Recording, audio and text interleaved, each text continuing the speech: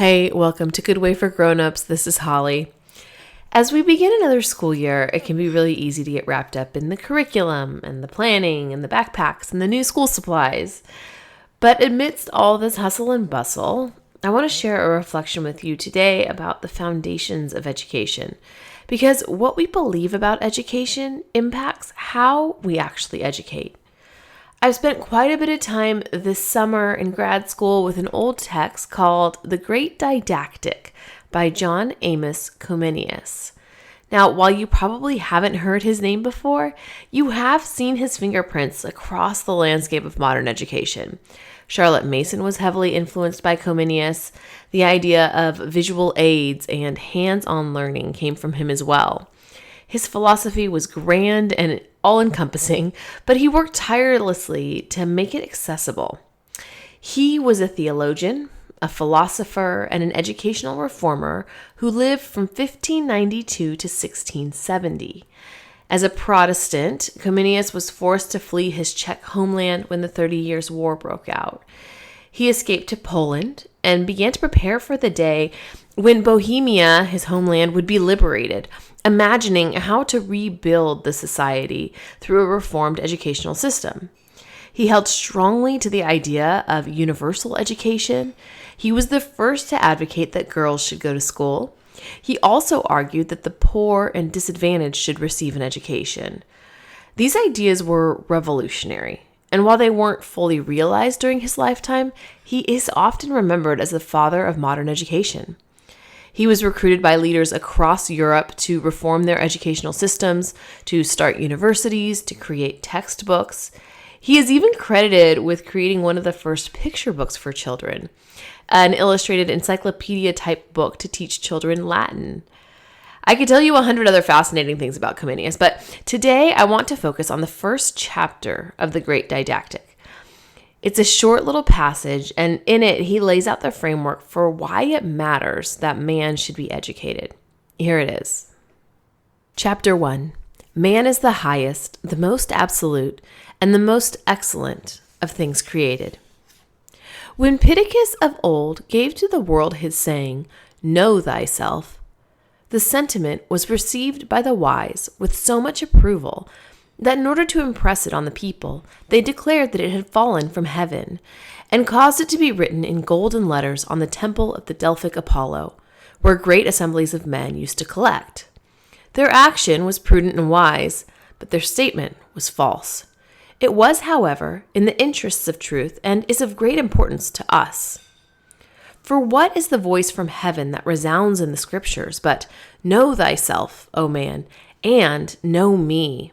Me, the source of eternity, of wisdom and of grace, thyself, my creation, my likeness, my delight.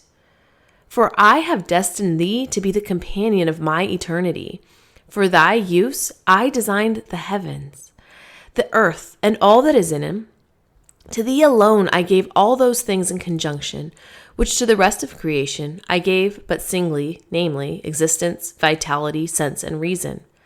I have made thee to have dominion over the works of my hands. I have placed all things under thy feet, sheep and oxen and beasts of the field, the fowl of the air and the fish of the sea, and I have crowned thee with glory and with honor. To thee, finally, lest anything should be lacking, I have given myself in personal communion, joining my nature to thine, for eternity, and in this distinguishing thee from all created things, visible and invisible.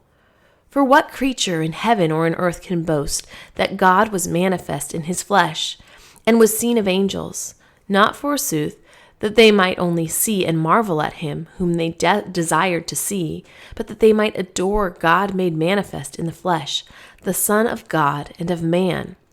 Know therefore that thou art the cornerstone and epitome of my works, the representative of God among them, the crown of my glory. Would that this were inscribed, not on the doors of temples, not on the title pages of books, not on the tongues, ears, and eyes of all men, but on their hearts. Would that this could be done to all who undertake the task of educating men, that they might learn to appreciate the dignity of the task, and of their own excellence, and might bring all means to bear on the perfect realization of their divinity. So this text was written in the 1630s, as you could probably tell by listening to it. But I think it's relevant to us today. He opens up by telling us about this man named Pittacus.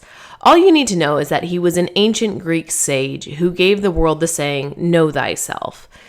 The people of his time received this wisdom with much excitement, and they said it should be written in golden letters on the temple of Apollo. Essentially, they were saying this is divine wisdom. It's from heaven. Comenius comments here that their action was prudent and wise, but they were wrong. They were missing something in this statement, "Know thyself." I'm not sure our society today is really much different from the ancient Greeks in this regard. How often do you hear the words, "I need to find myself," or "you do you," or any variety of sayings about identity and self-awareness? Comenius takes this idea and he kind of rips it open. In effect, he says they thought this was the voice from heaven, but it wasn't. The real voice from heaven says this, "Know thyself, O man," which they got, "and know me." Do you see how this is suddenly a very different conversation? I love the tone that he takes here as he begins to unpack what it means to know God and oneself from the perspective of God. He puts everyone and everything in its proper place. To man, he says, "I've destined you to be the companion of my eternity. I made heaven for you. I made earth and everything in it for you. And if that wasn't enough, I gave you myself." So if you're going to know yourself, that is only possible in the context of knowing me, God says. Comenius exhorts us here, if only this reality were inscribed not on the doors of temples, like the Greeks, or in the pages of books, but on the hearts of men. Imagine, would that this could be done to all who undertake the task of educating men, that they might learn to appreciate the dignity of the task. Well, I think that's a lot to meditate on, to think about, to contemplate. The importance of our jobs as educators. We're not just educating children for the sake of education. We're educating them in such a way that they would understand who they are in relation to God. May this reality be inscribed on your hearts. Till next time, don't forget to look for the good way and walk in it.